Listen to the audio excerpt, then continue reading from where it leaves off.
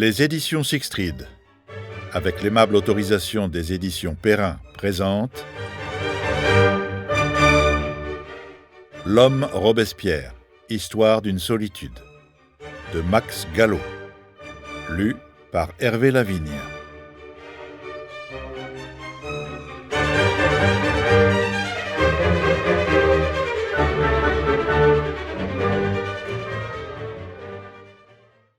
Prologue. Un homme blessé. Cet homme a 36 ans. Il gît allongé sur une table dans la salle d'audience du comité de salut public. Une boîte en bois de sapin dans laquelle se trouvent quelques échantillons de pain de munitions envoyés de l'armée du Nord a été glissée sous sa tête. Pendant plus d'une heure, il est resté inanimé.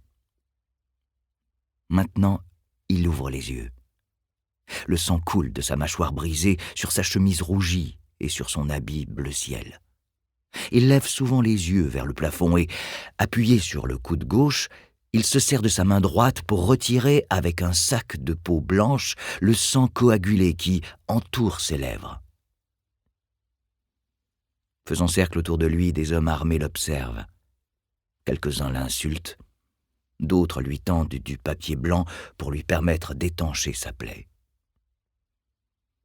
Vers 6 heures du matin, un chirurgien s'approche, examine la mâchoire gauche fracassée, arrache quelques dents et bande sommairement la blessure.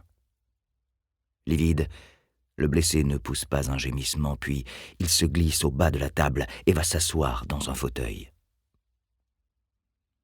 Cet homme dolent, qu'on guette narquoisement, ce blessé qu'on observe, qui fait face par son silence à la souffrance et à la curiosité de ces hommes qui vont et viennent dans la salle, de ses ennemis qui l'entourent, cet homme de 36 ans. C'est Maximilien Robespierre. Maximilien, Marie Isidore Robespierre, l'incorruptible. Quelques heures avant son exécution. La mise à mort. En ce 10 Thermidor en 28 juillet 1794, son calvaire va encore durer une dizaine d'heures. Des Tuileries, on le transporte à l'Hôtel-Dieu où on le pense à nouveau. Il faut qu'il soit vivant pour le bourreau. Il faut que Paris voie son tyran tomber. Dans les rues, la foule surprise, encore inquiète, l'insulte. Des ouvriers crient « foutu maximum » à celui qu'ils tiennent pour responsable de la limitation des salaires, le maximum, décrété le 5 Thermidor. Puis on le conduit à la conciergerie, où il va attendre jusqu'à la fin de l'après-midi, vers 18 heures, que s'ébranlent les charrettes. La Convention n'a qu'un seul but, la mort. Elle a renversé les obstacles de procédure et Thuriot a lancé de la tribune « Il faut qu'avec les têtes de ses complices tombe aujourd'hui la tête de cet infâme Robespierre. Tout délai serait préjudiciable à la République. Il faut que l'échafaud soit dressé sur le champ. » À 15 heures, Fouquier-Tinville, les juges et les jurés qui avaient envoyé à la guillotine tant de suspects identifient Robespierre, Couthon, Saint-Just et les autres vaincus de la nuit. Le vice-président du tribunal, Sellier, préside l'audience et signe la condamnation à mort. Parmi les condamnés, Dumas, le président du tribunal révolutionnaire, le collègue de Sellier. Mais en moins de 24 heures, un abîme s'est creusé entre eux. Entre vainqueurs et vaincus. La mort, maintenant, est proche. Dans Paris, pourtant, les bruits les plus contradictoires se répandent encore de bouche à oreille. On s'étonne que la Convention ait laissé en vie une longue journée Robespierre arrêté. On craint l'action des sections robespierristes, les obstacles juridiques que dressent quelques fidèles de Maximilien comme Hermann, l'ancien président du tribunal révolutionnaire, et son adjoint Lannes, chef de l'agence des lois. Les journaux imprimés dans la nuit du 9 au 10 Thermidor ne peuvent qu'annoncer la mise en état d'arrestation de Robespierre et leur prudence contribue à prolonger le doute. Mais bientôt, apparaissent les charrettes au bout de ce boyau animé qu'est la rue Saint-Denis. Alors la foule se rassemble, se libère. Les charrettes cahotent lentement, avancent par la rue de la Ferronnerie, puis gagnent la rue du Faubourg Saint-Honoré, qui conduit à la place de la Révolution.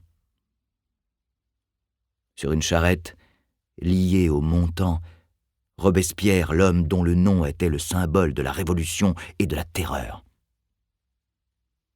Le visage enveloppé dans un chiffon sanglant qui retient sa mâchoire, il regarde la foule, ou bien, terrassé par la douleur, il ferme les yeux, à demi inconscient.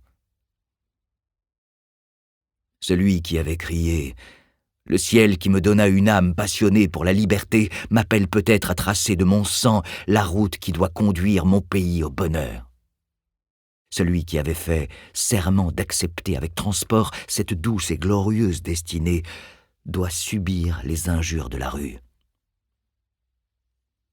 À la guillotine, à mort! Les suspects terrés jusqu'à ce jour sont sortis de leur cachette, les femmes hurlent, les badauds crient et le foutu maximum retentit encore. Les gendarmes désignent au curieux Robespierre, cependant que déjà les premiers condamnés, Saint-Just, Couthon, Robespierre jeune, Dumas, sont suppliciés. Et voici Robespierre. Le bourreau lui arrache son vêtement bleu qu'il avait croisé sur ses épaules. Sur la place de la Révolution, la foule se presse, tumultueuse. Dans son dernier discours à la Convention, le 8 Thermidor, Robespierre avait dit « Quel ami de la patrie peut vouloir survivre au moment où il n'est plus permis de la servir et de défendre l'innocence opprimée ? Pourquoi demeurer dans un ordre de choses où l'intrigue triomphe éternellement de la vérité ?» Depuis ce discours, 2 jours seulement ont passé, et il est seul face à une foule hostile. Paris tout entier semble dressé contre lui. Rien ne vient empêcher ceux qui l'appelaient les fripons de triompher. Pourquoi cet isolement, ce martyre ? Car, comme si l'exécution ne suffisait pas, le bourreau d'un coup sec arrache le chiffon maculé de sang qui soutient la mâchoire inférieure brisée de Robespierre.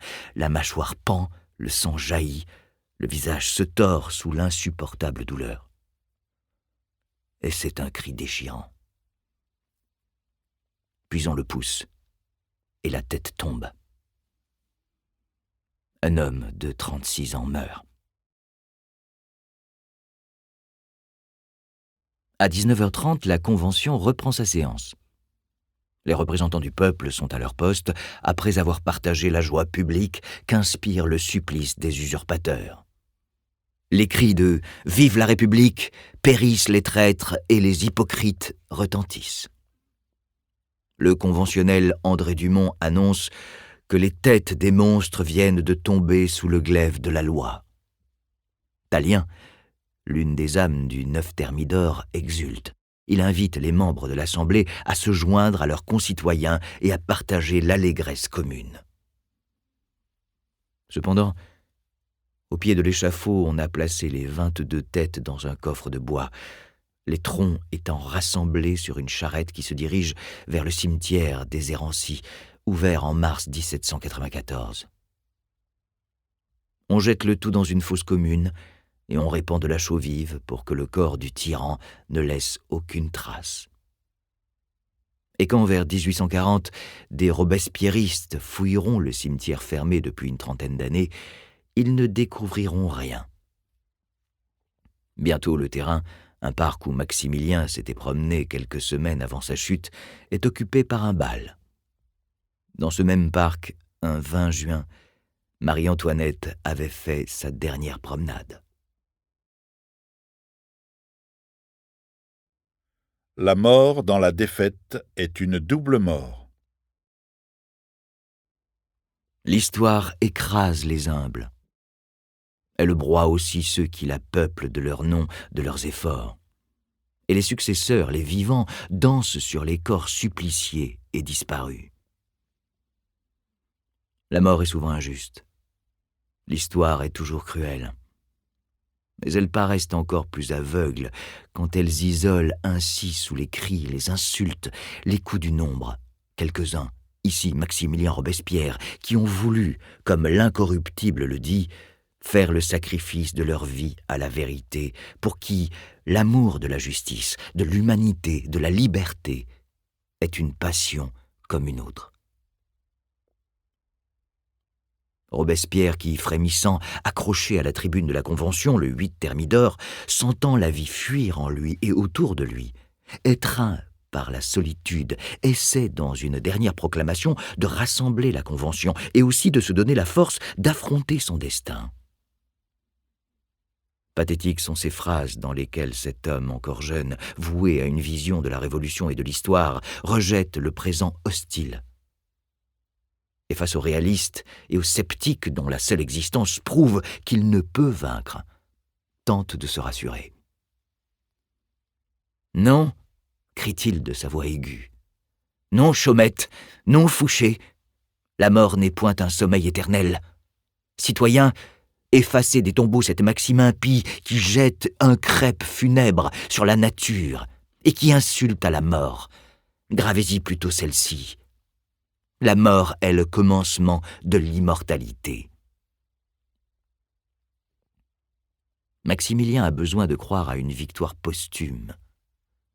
Mais quand on choisit ainsi la mort, quand on veut comparaître devant le tribunal de l'histoire, c'est qu'on a pu maîtriser la vie et le présent, et que l'échec scelle une tentative.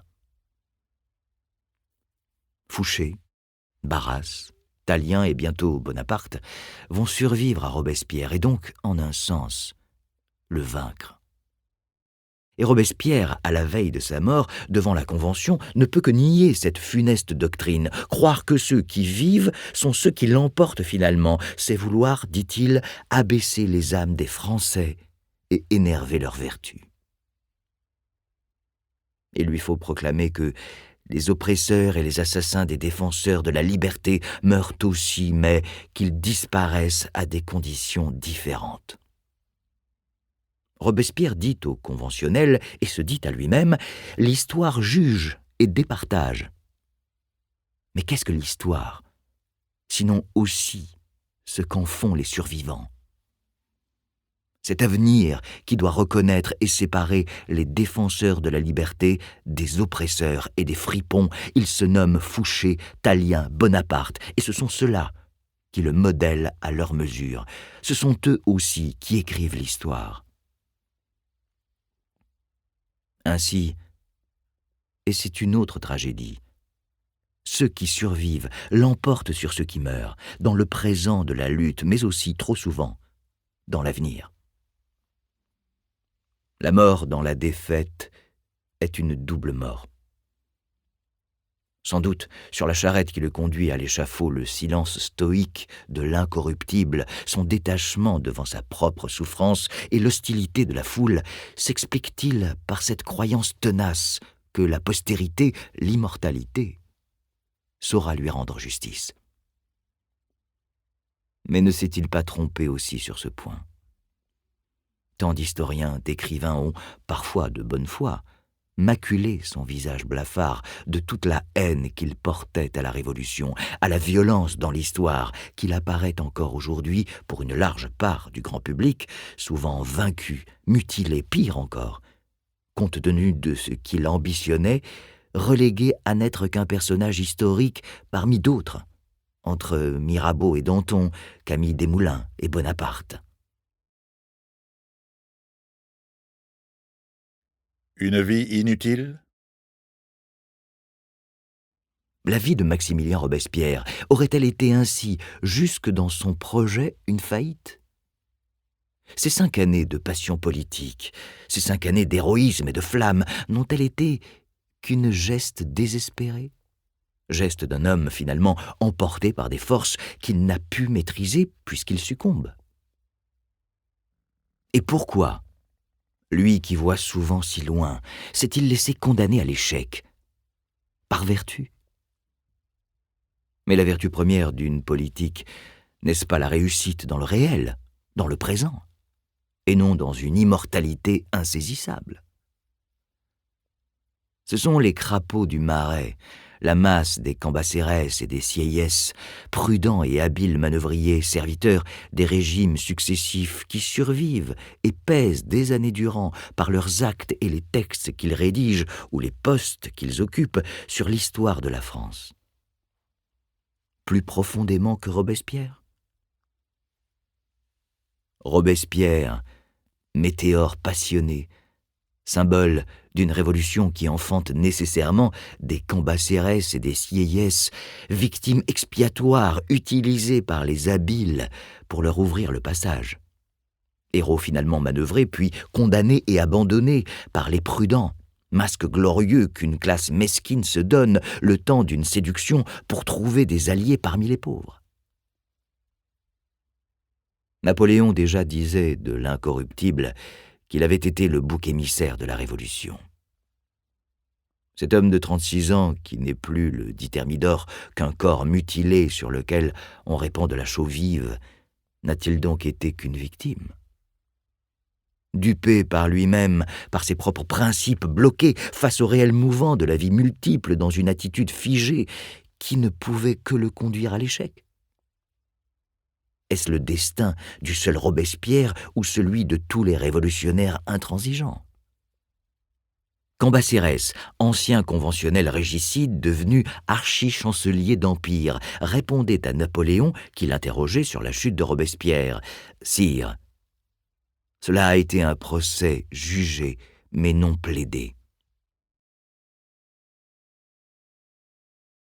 Robespierre et Sigmund Freud. Pourtant tout cela n'est rien encore, ou plutôt n'intéresse que le Robespierre tel que le voit l'histoire, le Robespierre public dressé à la tribune des Jacobins ou à celle de la Convention. Il y a un autre Robespierre derrière ce personnage immense. Sigmund Freud, dans une lettre à Thomas Mann du 29 novembre 1936, écrit, examinant le cas de Napoléon Ier, « Il était corse, deuxième né d'une troupe d'enfants, et cette circonstance scella son destin, tant il est vrai que les choses fortuites et la nécessité s'enchevêtrent toujours dans une vie humaine. » Puis, évoquant la haine originelle qui avait dressé Napoléon contre son aîné et sa transformation en amour, Freud conclut « Des centaines de milliers d'individus indifférents ont dû payer pour ce fait que le petit forcené avait épargné son premier ennemi. » Ainsi se trouve posé, en quelques lignes étonnantes, un problème fondamental. Celui des rapports entre les choix d'un homme politique et ses déterminations les plus profondes, celles qui le poussent inconsciemment à être, parmi les possibles que l'histoire lui offre, celui-ci ou celui-là, à donner à son action tel ou tel style qui, sans changer la signification d'une politique ou d'une période, peut bouleverser le destin de milliers d'hommes.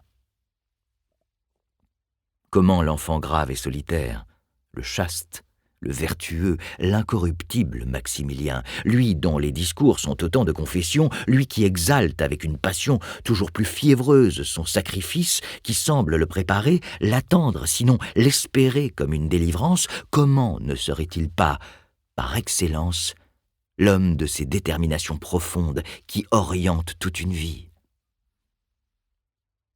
Et traquer ces déterminations, ces fantasmes secrets nés de l'enfance, trouver ces ressorts dissimulés d'une psychologie. N'est-ce pas donner une réponse à cette question naïve et pourtant jamais tout à fait résolue ? Pourquoi Robespierre est-il devenu Robespierre ? Ce sont ces questions que nous voudrions, dans ce livre, envisager.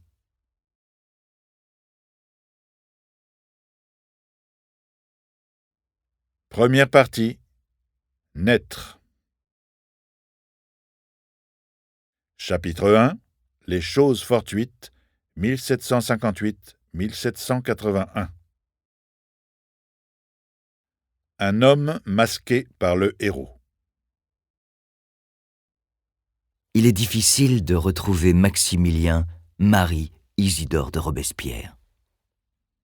L'histoire est passée, figeant l'homme dans sa vie publique, le limitant à ces 5 années violentes où la passion révolutionnaire, les actes politiques sont toute son existence. Pâle, les pommettes saillantes, les yeux fixes, largement ouverts, il est l'incorruptible bâillonné par les légendes contraires, enfermé dans les livres et les biographies. Pourtant cet homme vivait, il respirait.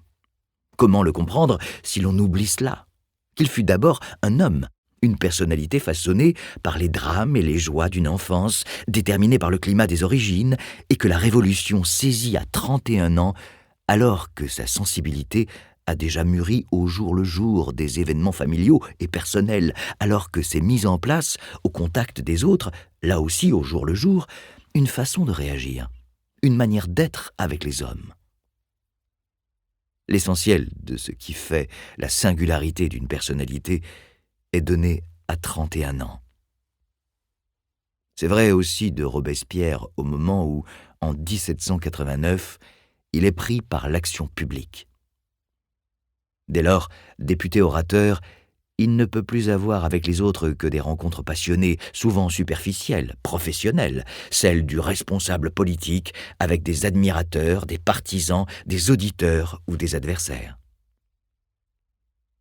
Permanent de l'action politique, mobilisé jour et nuit par et pour la Révolution, il ne reçoit plus le réel, la vie quotidienne, qu'à travers cette préoccupation dominante. Le révolutionnaire, le tacticien politique, se fait au cours de ces années de 1789 à 1794, mais la personnalité qui en est la sève, elle a surgi avant 1789.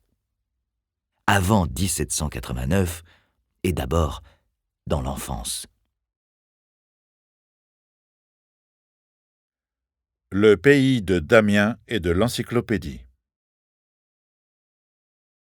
L'enfance de Maximilien Marie Isidore Robespierre, c'est Arras, où il est né le 6 mai 1758 à 2 heures du matin. Louis XV règne. Le futur Louis XVI a 4 ans. Damien qui, en janvier 1757, a, d'un coup de canif, voulu rappeler le roi à ses devoirs, est mort depuis 1 an et demi, écartelé après 1 heure et quart d'atroces supplices, le plomb fondu grésillant dans ses plaies vives.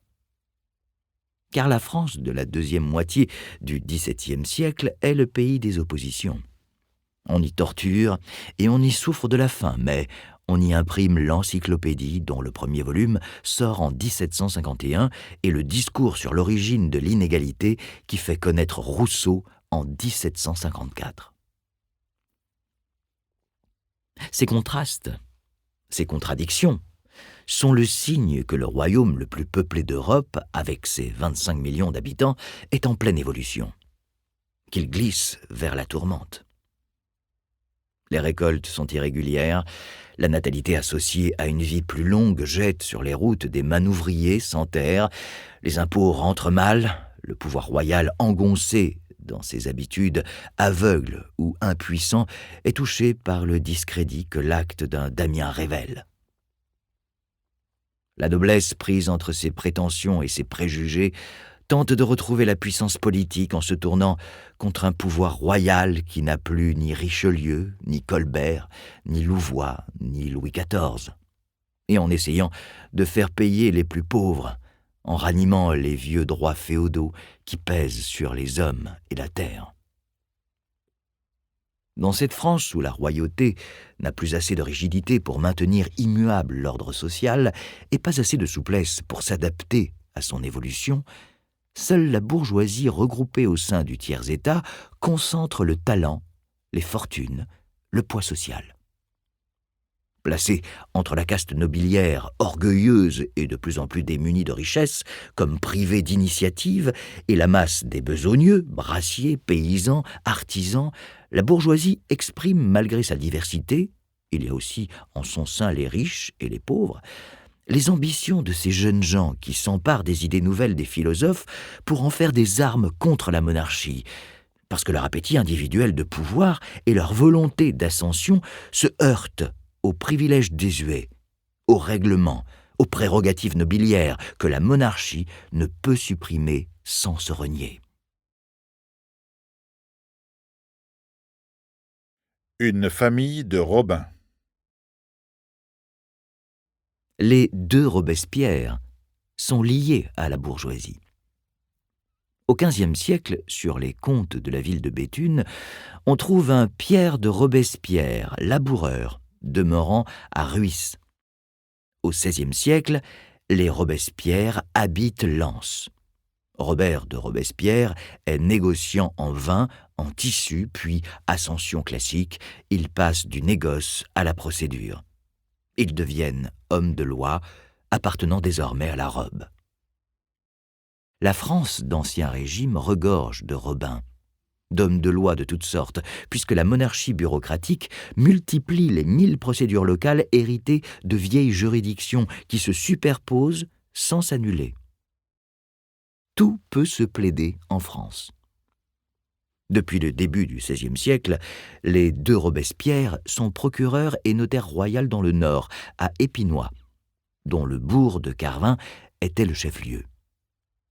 La charge est héréditaire, mais en 1720, Maximilien de Robespierre, licencié de l'université de Douai, s'installe à Arras, et il est reçu comme avocat au Conseil d'Artois le 9 mars 1720. Il a dû quitter Carvin, car les deux frères aînés ont, selon la tradition, reçu les charges paternelles. Lui doit faire souche ailleurs. Il réussit. Il se fait accepter par la bonne société d'Arras, est sans doute franc-maçon et contracte, comme tous ses ancêtres, un mariage avec une fille de la bourgeoisie qui apporte l'héritage de quelques négociants. Ainsi se croisent talent et fortune. Ce Maximilien de Robespierre est le grand-père de l'incorruptible. Il a 3 enfants. Cependant, l'aîné, François, né le 17 février 1732, paraît d'abord renoncer à la charge de son père, puisqu'à 17 ans, il entre comme novice chez les Prémontrés de Dommartin en Ponthieu. Mais il abandonne vite, et le 30 décembre 1756, il est reçu avocat au Conseil d'Artois. La tradition continue. Le 2 janvier 1758, François de Robespierre épouse, sans qu'un seul des membres de la famille soit présent aux cérémonies, la fille d'un riche brasseur d'Arras, Jacqueline Marguerite Carreau. Pendant la Révolution, les Actes des Apôtres, journal royaliste qui s'est spécialisé dans les attaques contre les révolutionnaires, donnera la version, fausse naturellement, de l'ascendance maternelle de l'incorruptible. Ne croyez pas que Robert Pierre, comme on le dit, soit né de rien, car il appartient par sa mère à feu Robert François Damien, qui pour son roi fut aussi très sévère. Au mépris du décret qui lui ravit ses droits, Robert Pierre, orgueilleux d'une source aussi belle, dans son écusson écartèle du grand-oncle Robert François. 4 mois seulement après le mariage, naissait Maximilien, Marie Isidore de Robespierre, le 6 mai 1758 à 2 heures du matin. L'acte d'enregistrement de la naissance porte que le parrain a été maître Maximilien de Robespierre, père grand du côté paternel, avocat au Conseil d'Artois, et la marraine, demoiselle Marie Marguerite Cornu, femme de Jacques-François Carreau, mère grand du côté maternel, lesquels ont signé. Charlotte, Henriette, Augustin naissent successivement. Le 14 juillet 1764, après la venue d'un 5e enfant, qui ne vivra pas, la mère meurt. Le cataclysme décisif. Maximilien a 6 ans. Son père, qui avait réussi à devenir l'un des avocats importants d'Arras, va, de nouveau, faire preuve de cette instabilité qui l'avait conduit du noviciat au barreau. Il commence à multiplier les déplacements, quittant Arras pour des périodes de plus en plus longues, empruntant à ses sœurs et renonçant en leur faveur à sa part d'héritage, tant pour moi que pour mes enfants, écrit-il le 8 juin 1770 de Mannheim. C'est en Allemagne qu'il mourra, à Munich, le 6 novembre 1777. Il y exerçait la profession de maître de langue. Ainsi, la branche d'Arras des deux Robespierre n'a pas connu la prospérité, comme si le fait d'avoir été arraché à son terroir de Carvin l'avait privé de patience et d'équilibre. Instable, le père de Robespierre l'était au point d'avoir déménagé 4 fois en 4 ans, au moment même où sa femme passait de grossesse en grossesse. Irresponsable, il l'était aussi au point d'avoir conçu Maximilien hors mariage, et 5 enfants au mépris de la santé de sa femme. Ce n'était pas si fréquent chez les gens de robe, et surtout d'avoir abandonné ses 4 enfants. Cette absence du père ne peut que peser lourdement sur la sensibilité de Maximilien. Il est recueilli avec Augustin par le grand-père maternel, Jacques Caro, alors que Charlotte et Henriette sont prises en charge par leur tante paternelle. Chez Jacques Caro, il est légitime d'imaginer que l'on n'est pas tendre pour ce père qui, après avoir imposé le mariage en déshonorant la fille, l'union est célébrée au 5e mois de grossesse, a multiplié les enfants et provoqué la mort de sa femme. Maximilien ne peut qu'avoir ressenti cette blessure, cette honte originelle et écrasante qu'il porte. Coupable pour son père, dont il doit effacer jusqu'au souvenir et qu'il doit renier en adoptant une attitude radicalement opposée. Là où il y avait irresponsabilité, insouciance, rejet des principes, le sens du devoir, la gravité, la vertu s'imposent. Maximilien n'a pas d'autre choix psychologique. Un changement total s'opéra en lui, écrit sa sœur Charlotte. Auparavant, il était, comme tous les enfants de son âge, étourdi, turbulent, léger. Mais dès qu'il se vit, pour ainsi dire, chef de famille en sa qualité d'aîné, il devint posé, raisonnable, laborieux. Il nous parlait avec une sorte de gravité qui nous imposait. S'il se mêlait à nos jeux, c'était pour les diriger. Il nous aimait tendrement, et il n'était pas de soins et de caresses qu'il ne nous prodigua. Attitude d'un aîné qui tente d'effacer l'abandon et la culpabilité du père en le remplaçant. Maximilien, dès lors, ne peut qu'être un homme d'ordre.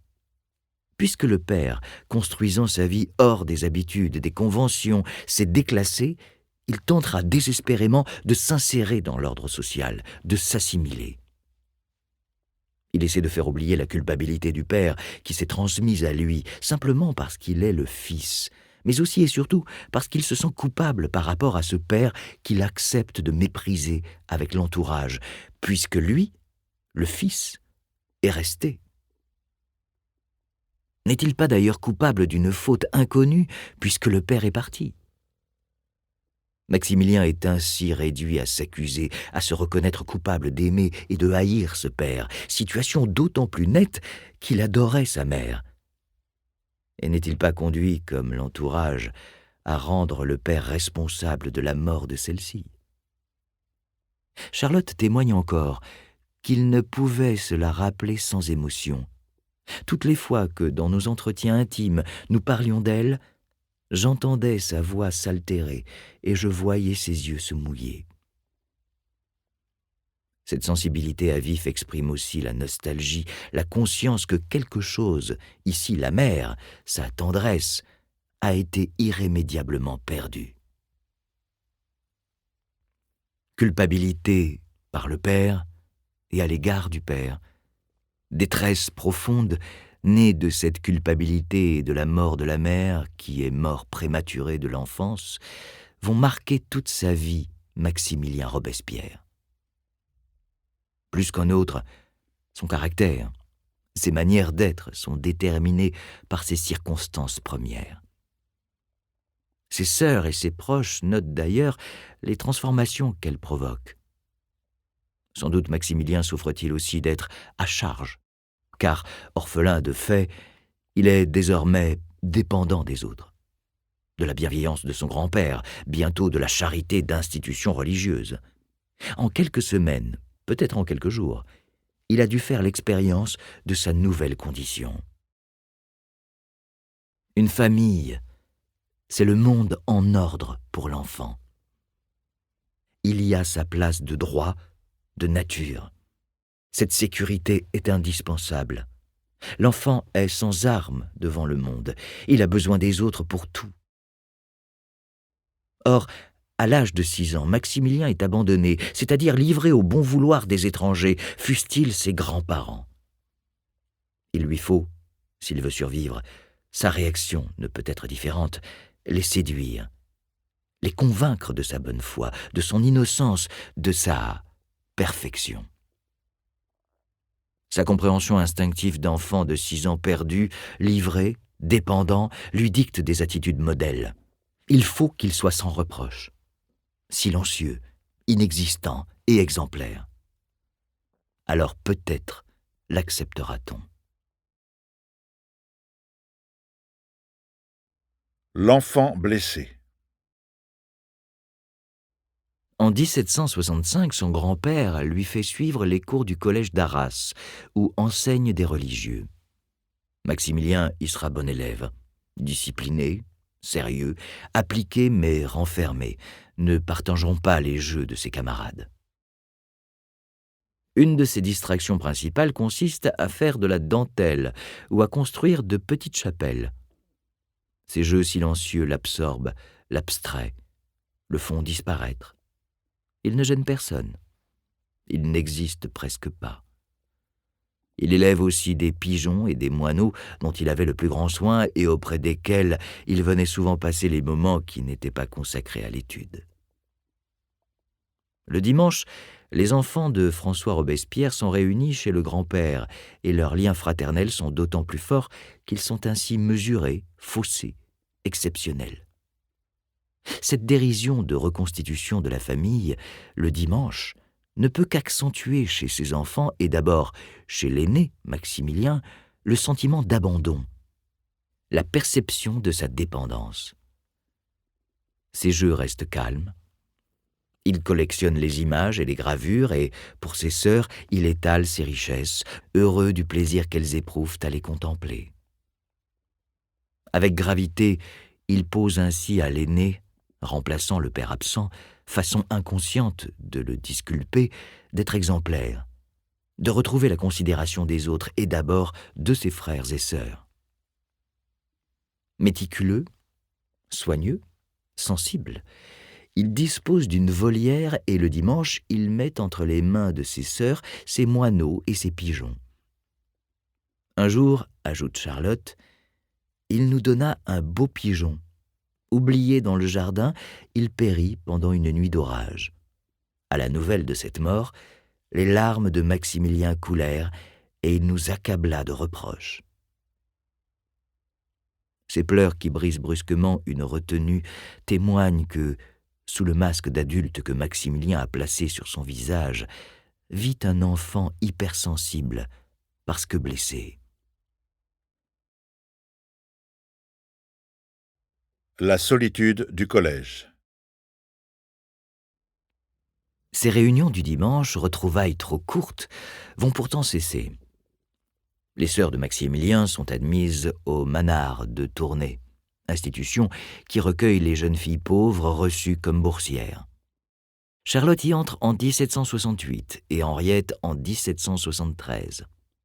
Maximilien a bénéficié lui aussi de la protection qu'accordent les gens de bien à quelques-uns des leurs menacés de perdre leur rang. L'abbé de Saint-Vaast dispose de 4 bourses pour le collège Louis-le-Grand. Maximilien obtient, grâce à l'appui de l'évêque d'Arras, une de ces bourses, et au début de l'année scolaire 1769-1770, il part pour Paris. Il entre au collège en classe de 5e. Il a 11 ans. On lui a remis une lettre pour un chanoine de Notre-Dame, parent lointain de la famille. Mais ce monsieur de la Roche va mourir presque aussitôt.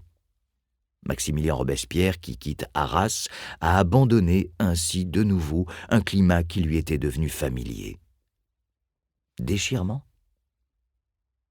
En fait, la cassure principale s'est produite à la mort de la mère et au moment où le père a disparu. Mais le départ pour Paris ne peut que confirmer l'enfant dans son repliement, dans sa certitude inconsciente que le réel est hostile, et ancrer en lui la mélancolie tenace dont parle Charlotte.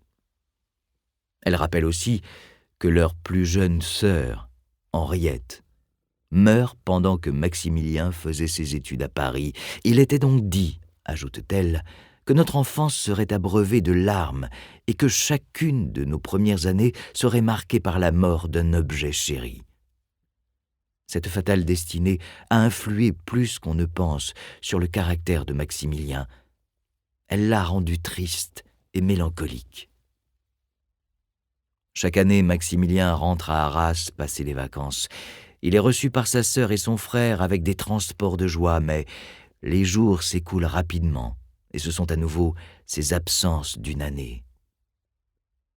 Or, Maximilien va être élève à Louis le Grand de 1769 à 1781. L'étude pour l'oubli.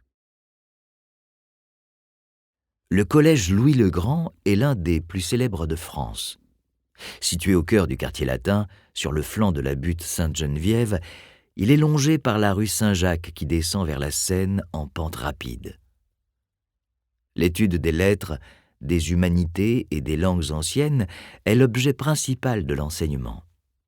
Prières, messes, confessions rythment la journée de l'élève et les cours sont suspendus pendant quelques jours pour permettre la méditation.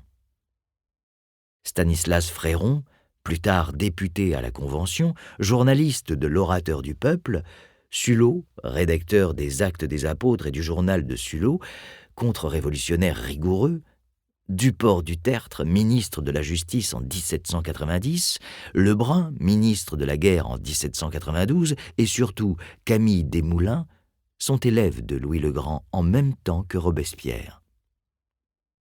Seul Camille Desmoulins noue avec Maximilien, son aîné, une camaraderie qui reste cependant superficielle. Car Maximilien n'a qu'un souci, l'étude. L'abbé Proyard, qui assiste le principal du collège et est chargé de surveiller les boursiers d'Arras, note qu'il rapportait tout à l'étude. Il négligeait tout pour l'étude. L'étude était son Dieu. Opiniâtrement occupé de se parer l'esprit, il semblait ignorer qu'il eût un cœur à régler. En fait, c'est pour régler son cœur que Maximilien s'isole de longues heures, ne participant pas au jeu de ses camarades. L'étude est son refuge et sa chance. Le collège, en effet, est un univers juste. Un réel factice, mais ordonné, où l'effort donne droit à la reconnaissance et à la distinction. Conquérir l'estime des autres, ici des maîtres, être considéré, admis, reconnu, telles sont les exigences qui poussent Robespierre vers l'étude. Il remporte les premiers prix, est cité dans les concours de l'université en 1772, 1774, 1775. Il subit l'influence du professeur Hériveau, surnommé le Romain, car il exalte les vertus héroïques des citoyens de l'URPS. Hériveau louangeait, cajolait sans cesse Robespierre et découvrait en lui une physionomie romaine. Nul doute qu'un adolescent qui manquait d'affection n'ait reporté sur ce professeur bienveillant et aux poses glorieuses l'admiration qu'il n'avait pu fixer ailleurs. Maximilien bénéficie d'ailleurs de l'affection attentive de ses maîtres. L'abbé Yves-Marie Audrin, par exemple, bientôt évêque constitutionnel de Quimper, député à la législative et assassiné en 1800, ou de ses confesseurs. Robespierre, à Louis le Grand, a conquis un milieu, et l'intérêt qu'on lui porte est propre à confirmer en lui l'orgueil, envers complémentaire du sentiment de culpabilité qui pèse sur les épaules de cet adolescent qui s'est chargé de toutes les fautes des autres et de celles du père d'abord. Ses succès scolaires le poussent aussi à prendre des attitudes adultes, autre moyen par lequel il espère réussir à arracher à son entourage cette estime qui lui est plus indispensable que la vie. Cependant, en même temps, l'intérêt, l'estime des maîtres, des confesseurs, des autres ne peuvent en rien satisfaire la soif inextinguible d'amour dont il a besoin pour combler ce vide d'affection qui s'est creusé quand, brutalement, sa famille s'est brisée. En un sens, même les témoignages de sollicitude indispensables pour lui ne peuvent qu'aviver le souvenir inconscient et conscient de la tendresse maternelle perdue et rendre ainsi encore plus vif, plus aigu le besoin d'estime, d'affection et d'amour. Mais du même mouvement, cette recherche est condamnée à l'échec puisque justement il y a la blessure de l'enfance. Frères en humiliation, Maximilien et Jean-Jacques. Dès lors, il n'est pas étonnant que Maximilien voue à Rousseau, le Rousseau persécuté, écorché, une admiration intense. Il communie avec lui, et cette attitude est moins révélatrice d'une sympathie d'ordre philosophique avec l'auteur du Contrat social que d'une identification avec l'écrivain des Confessions. Le régime de tolérance institué au collège Louis-le-Grand par le nouveau principal, l'abbé Denis Bérardier, docteur en Sorbonne et syndic de la faculté de théologie de Paris, permettait à un élève ses admirations pour les philosophes. Certains pensionnaires étaient même en relation avec d'Alembert. La mode intellectuelle de Paris soutenait les convictions politiques et philosophiques, et les Parisiens essayaient le dimanche d'apercevoir Rousseau, dont la vogue était alors immense. Maximilien a fait ce pèlerinage, et en 1789, dans une dédicace au mâne du philosophe de Genève, il écrit « Homme divin, tu m'as appris à me connaître. Bien jeune, tu m'as fait apprécier la dignité de ma nature et réfléchir aux grands principes de l'ordre social. Je t'ai vu dans tes derniers jours, et ce souvenir est pour moi la source d'une joie orgueilleuse. J'ai contemplé tes traits augustes. J'y ai vu l'empreinte des noirs chagrins auxquels t'avaient condamné les injustices des hommes. » Cette passion pour Rousseau explique que Robespierre ne se soucie que fort peu de l'enseignement que dispense en classe de philosophie l'abbé Royot, futur rédacteur d'un des plus vigoureux journaux contre-révolutionnaires, l'Ami du Roi. Ce qui lie aussi Maximilien à Jean-Jacques, c'est la pauvreté. À 20 ans, le boursier d'Arras, Maximilien, est contraint de solliciter encore et toujours. Il écrit à l'abbé Proyard, retiré à Saint-Denis, mais qu'il avait suivi pendant près de 10 ans, « J'apprends que l'évêque d'Arras est à Paris, et je désirerais bien le voir. Mais je n'ai point d'habit, et je manque de plusieurs choses sans lesquelles je ne puis sortir. J'espère que vous voudrez bien vous donner la peine de venir lui exposer vous-même ma situation, afin d'obtenir de lui ce dont j'ai besoin pour paraître en sa présence. Je suis, avec respect, monsieur, votre très humble et très obéissant serviteur. De Robespierre aîné. » Une rencontre symbolique. Cette humiliation de la pauvreté, Robespierre a dû la ressentir plus d'une fois. Quand il parcourait les cours du collège, revêtu d'un habit élimé et chaussé de souliers percés. Les distinctions scolaires ne pouvaient ici aussi qu'aviver encore le sentiment de l'injustice des hommes qu'il évoque à propos de Rousseau. D'autant plus qu'en 1775, l'université le reconnaît comme l'un de ses meilleurs élèves. À l'occasion de l'entrée solennelle dans Paris, après le sacre de Louis XVI et de la reine Marie-Antoinette, les professeurs rassemblés encore rue Saint-Jacques, devant le collège Louis-le-Grand, attendent le cortège royal qui, parti de Notre-Dame, se dirige vers l'église Sainte-Geneviève. C'est un jour de pluie. Quand le carrosse royal fait halte devant le collège, Maximilien Robespierre est à genoux, en habit, tête nue sous l'averse. il a été désigné pour saluer les jeunes souverains au nom du collège Louis-le-Grand. Il lit, toujours sous la pluie, le discours en vers préparé par son professeur, puis le cortège s'ébranle sans qu'un mot ait été adressé à Maximilien.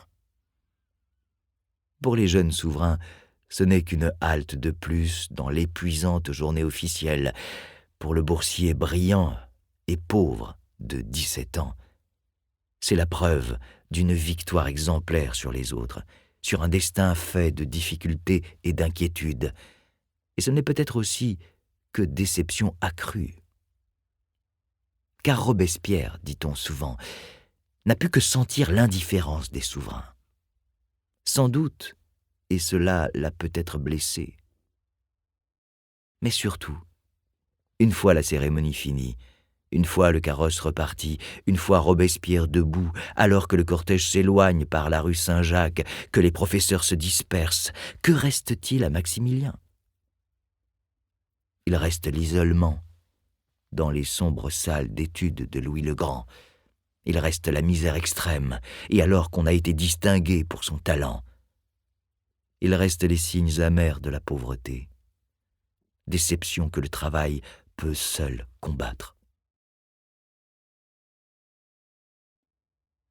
La récompense de l'Église. Maximilien s'y jette résolument, autant pour assimiler des connaissances que pour nier la réalité et pour tenter de la transformer. En moins de 3 ans, il conquiert tous les grades de droit à la faculté de Paris.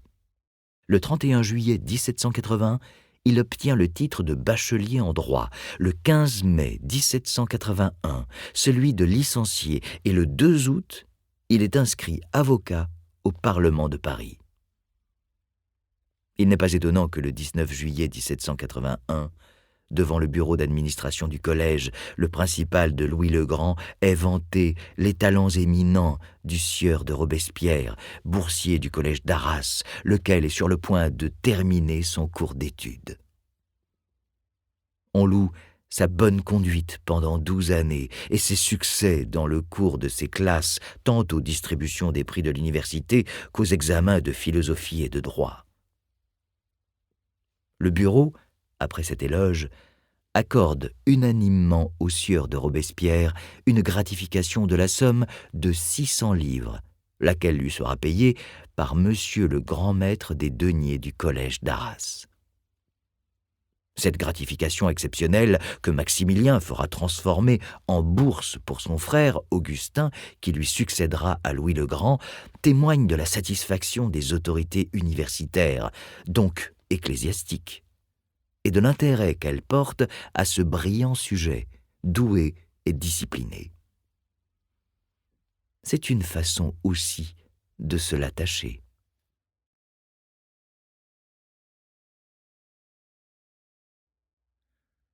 Chapitre 2. L'ambition impossible, 1781-1788. Un jeune homme raisonnable. Robespierre a 23 ans. Il s'est inscrit comme avocat au Parlement de Paris, mais la capitale est un océan inconnu. Pas une relation. De Paris, il ne connaît que Louis le Grand, et plutôt que d'affronter la ville grouillante et hostile, il décide de retourner à Arras. Choix raisonnable, sage, révélateur moins du souci d'assumer son rôle d'aîné. En fait, Augustin va être boursier à Louis le Grand et Charlotte aurait pu rejoindre Maximilien à Paris, que de la prudence du jeune avocat. Il est homme d'ordre. Paris ne le fascine pas comme tant de jeunes gens semblables à lui, pauvres et diplômés, qui rêvent de brûler leur vie dans la fournaise du palais royal et pour qui Paris, à tout jamais, a terni la province. Robespierre n'est pas grisé. Il rentre parce qu'il sait pouvoir, à Arras, compter sur les relations familiales, sur l'appui de l'Église. Il a moins besoin de l'alcool des ambitions parisiennes que de sécurité, de succès modeste mais fructueux. Il songe à une carrière raisonnable, et Arras est le meilleur terrain. Pourtant, il y rencontre d'abord des difficultés. Les grands-parents sont morts, la grand-mère en 1775 et Jacques Caro 3 ans plus tard. La brasserie de la rue Ronville, d'une valeur de 8 262 livres, a été adjugée à Augustin Caro. Seule la moitié de cette somme reviendra aux enfants de François Robespierre. Mais alors surgissent les tantes de Maximilien. Elles sont toutes deux mariées tard. Henriette avec le médecin Gabriel François Durutte. Les Durutte vont vouloir récupérer sur l'héritage du brasseur Jacques Caro une somme de 700 livres qu'Henriette a prêtée à son frère François Robespierre. Un jugement rendu le 22 juin 1780 leur donne raison. Mais Maximilien, en tant qu'aîné et cohéritier avec son père, disparu, refuse son accord et bloque ainsi le versement aux Durutte. Ces mesquines et habituelles querelles d'héritage pèsent sur Maximilien. Elles l'obligent de nouveau à affronter son passé, elles le raidissent et le contraignent à vouloir la réussite pour effacer ce passé en même temps qu'elles le poussent à le revendiquer, à se cogner encore une fois contre cette ombre gênante du père. Il s'installe avec sa sœur Charlotte, rue du Saumon. Geste orgueilleux d'affirmation d'indépendance, comme l'avait été le refus de ratifier le jugement favorable aux Durutte, de renaissance aussi de la famille Robespierre. Ce n'est qu'après ses premiers succès au barreau d'Arras, en 1782, que Maximilien permettra aux Durutte de toucher leurs 700 livres. Il prend alors pension chez eux, mais en 1783, il les quitte pour une maison de la rue des Jésuites. Il restera dans cet immeuble bourgeois jusqu'en 1787. À cette date, il déménage et habite une autre demeure aisée, rue des Rapporteurs. Charlotte vit avec lui, s'occupe des soins domestiques.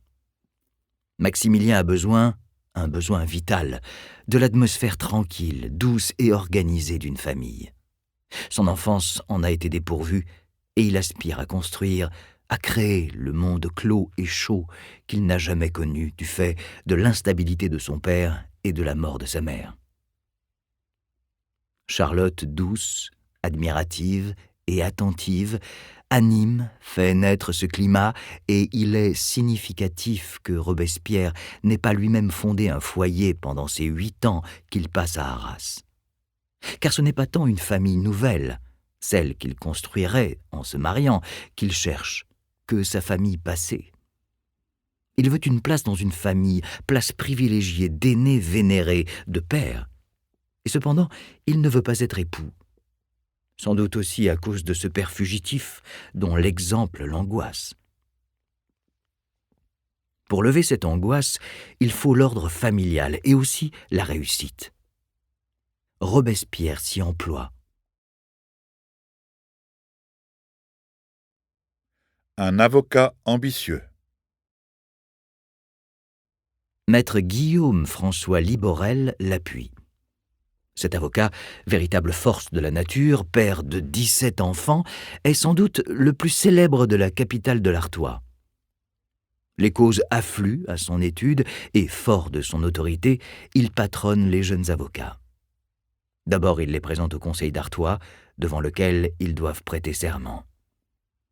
Ainsi, le 8 novembre 1781, soutient-il la candidature de Maximilien et la Cour délibère de la requête présentée par Maximilien Marie Isidore de Robespierre, avocat en Parlement, à ce qu'il pût le recevoir et admettre à exercer la profession d'avocat en la Cour et dans les sièges de son ressort.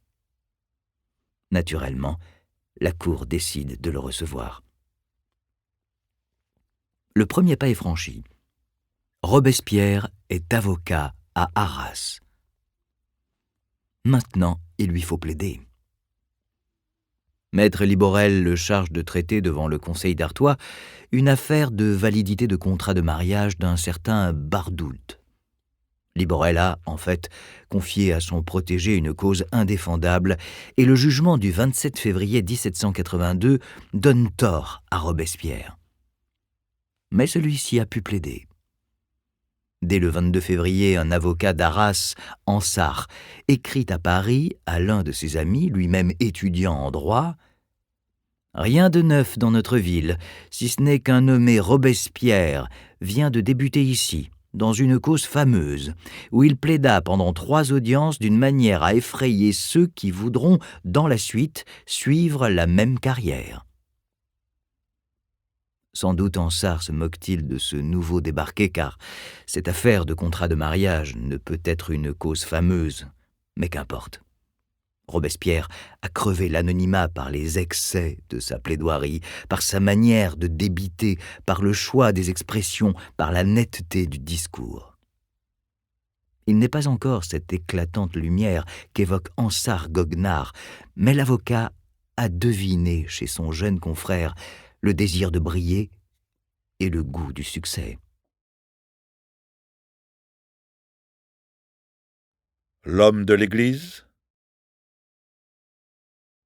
En fait, les 2 ou 3 causes que Robespierre va plaider en février et mars ne vont guère satisfaire ses ambitions. Elles sont sans éclat et ne permettent pas de construire une réputation. Or, le 9 mars 1782, Maximilien obtient une commission de juges au tribunal de l'évêché, qui est composée de 5 avocats nommés par l'évêque et d'un bailli. Robespierre devient ainsi homme de fief gradué du siège de la salle épiscopale d'Arras. Dans le ressort de la prévôté de l'évêché, il peut juger de tous les procès, causes et instances, tant civiles et criminelles, appendance et dépendance. Cette fonction lui assurait non seulement profit et émolument, mais surtout, elle le désignait à la clientèle, et d'abord à la clientèle ecclésiastique, comme l'un des avocats les plus sûrs. L'évêque n'avait-il pas justifié sa nomination en évoquant la prud'homie, la capacité et l'expérience de Robespierre? Pour ses avantages directs et indirects, la charge était très recherchée et le plus souvent seuls des avocats chevronnés, après une dizaine d'années de barreau, l'obtenaient. Or, Maximilien est désigné après 4 mois. Il a certainement bénéficié de fortes protections. L'ex-boursier de l'abbé de Saint-Vaast a laissé une excellente impression dans les milieux ecclésiastiques. Laborieux, discipliné, il paraît être le type même de ces jeunes laïcs ambitieux, doués et humbles, sur qui l'Église peut compter. Mais cela ne suffit pas. Maximilien a sans doute multiplié les démarches, rappelé ses talents, rendu visite à plusieurs chanoines, bref, il a agi pour que les recommandations affluent auprès de Monseigneur de Conzié, évêque d'Arras.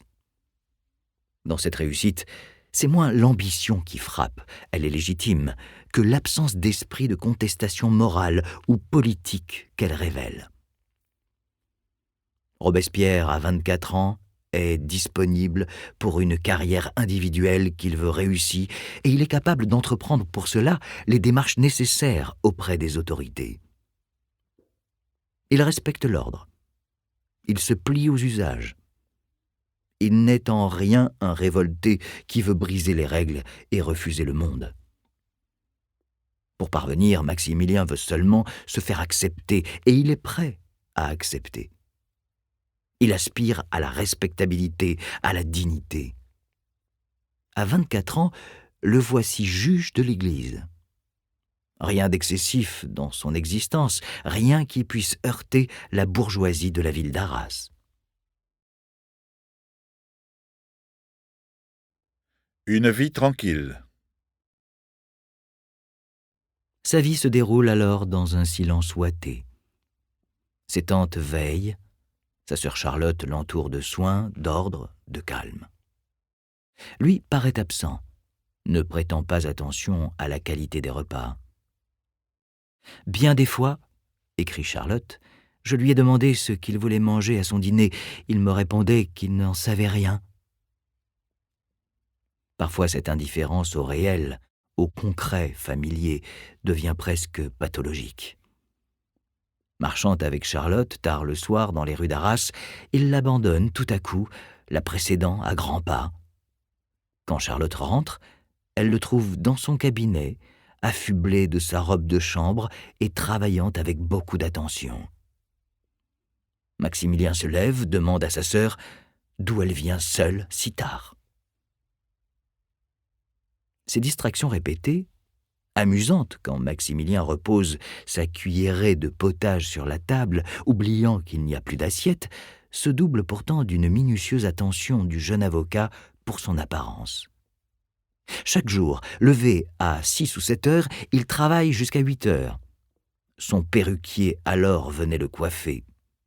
Élégant, méticuleux, il est client comme le cardinal de Rohan ou le capitaine du génie Carnot du grand marchand de draps d'Arras, où il choisit les meilleures étoffes pour ses vêtements.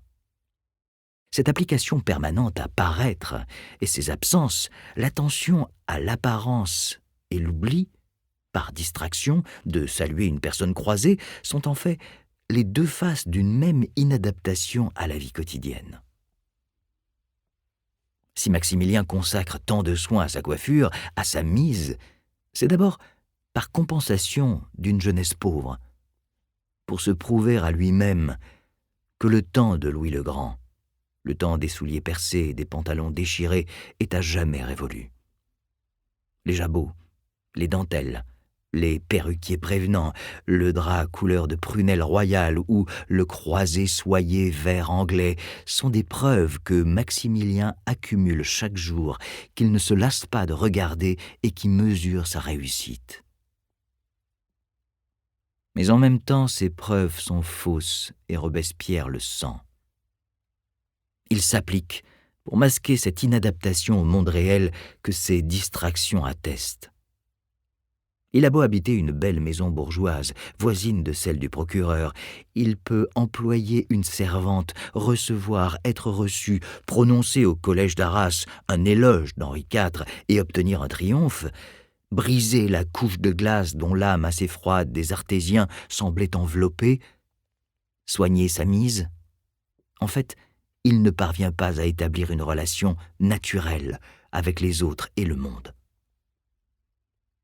Il veut être admis, ne pas heurter. Et Charlotte rapporte qu'il était d'une humeur égale, qu'il ne contrariait personne et voulait tout ce que les autres voulaient. Combien de fois mes tantes m'ont-elles dit « Votre frère est un ange. Il a toutes les vertus morales, aussi est-il fait pour être la dupe et la victime des méchants. »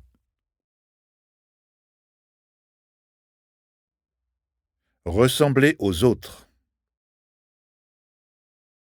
Cette humilité appliquée excessive, envers d'un orgueil immense, cette attention méticuleuse et exagérée à l'apparence, et pourtant ces distractions sont l'héritage d'une enfance blessée qui pèse et pèsera toujours sur Maximilien.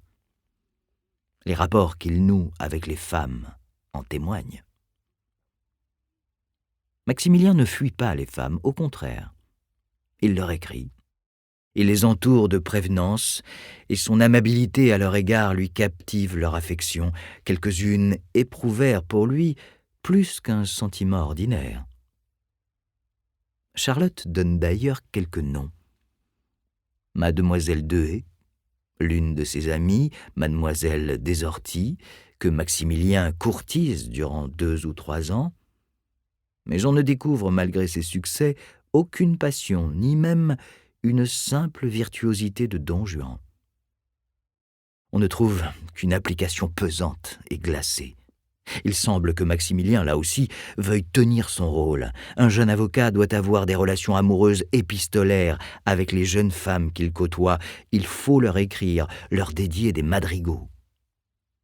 Mais on sent que ces exercices amoureux sont davantage dictés par l'exigence sociale que par l'intérêt réel qu'un homme de moins de 30 ans devrait porter aux jeunes beautés d'Arras. Quand Mademoiselle Deshaies lui envoie des oiseaux pour peupler sa volière, Maximilien répond lourdement « Mademoiselle, me sera-t-il permis de parler de serins ? Sans doute si ces serins sont intéressants. Et comment ne le seraient-ils pas puisqu'ils viennent de vous? Ils sont très jolis. Quel plan d'éducation aviez-vous donc adopté pour eux? et d'où leur vient ce caractère sauvage? Un visage comme le vôtre n'a-t-il pas dû familiariser vos serins avec les figures humaines? Ou bien serait-ce qu'après l'avoir vu, ils ne pourraient plus en supporter d'autres?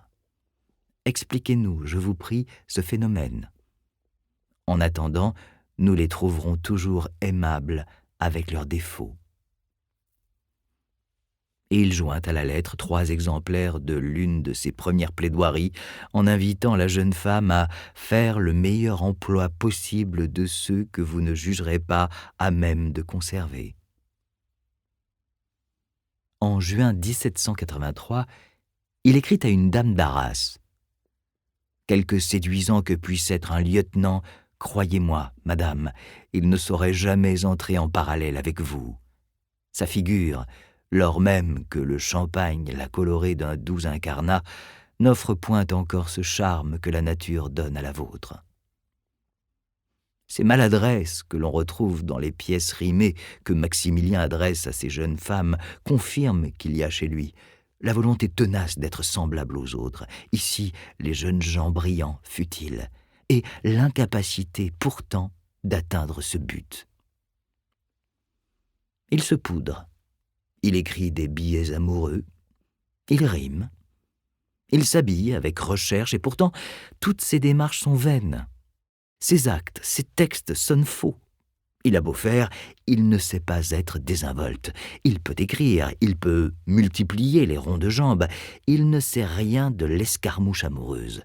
Il ne sait pas être avec les autres dans la médiocre quotidienneté naturelle. Il est maladroit, grave, distrait, parce que le monde et les autres sont inaccessibles, qu'il ne comprend pas la réalité malgré ses efforts, réussis en apparence pour y pénétrer.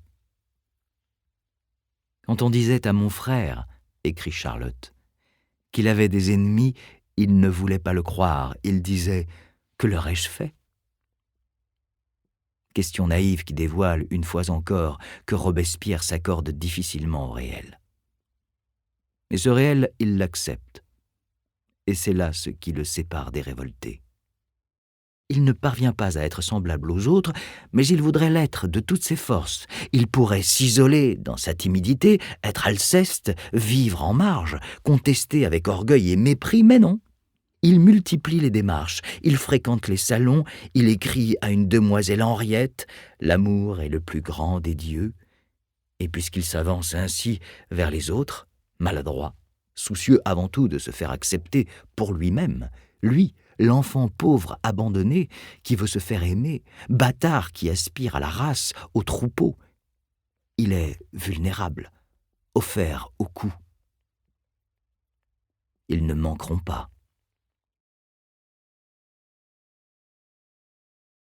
La première condamnation à mort. Pour l'instant, cependant, Maximilien, juge et avocat, apparaît comme un jeune juriste d'avenir. En 1782, il plaide 17 affaires, 18 en 1783. Juge, il condamne à mort un assassin. Sa sensibilité se révèle. « Mon frère rentra à la maison », rapporte Charlotte, le désespoir dans le cœur, et ne prit aucune nourriture pendant 2 jours. Maximilien est ainsi. Il a voulu être juge de l'Église, mais cette fonction à laquelle... Nous espérons que vous avez apprécié cet aperçu. Pour continuer à écouter ce livre audio sur Google Play Livres, utilisez le lien dans la description de la vidéo.